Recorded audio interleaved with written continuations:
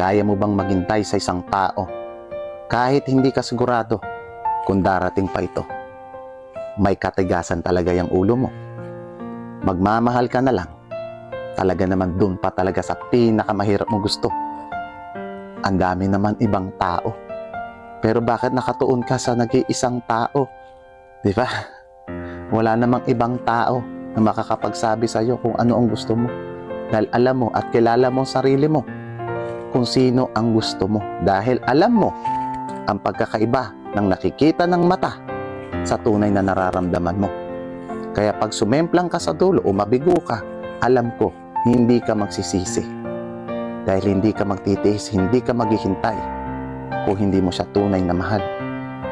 Sa kada segundo, minuto, oras, araw na paghihintay mo, masakit, mahirap, pero alam mo sa sarili mo na siya yung nag-iisang tao na tunay na nagpapasaya sa'yo.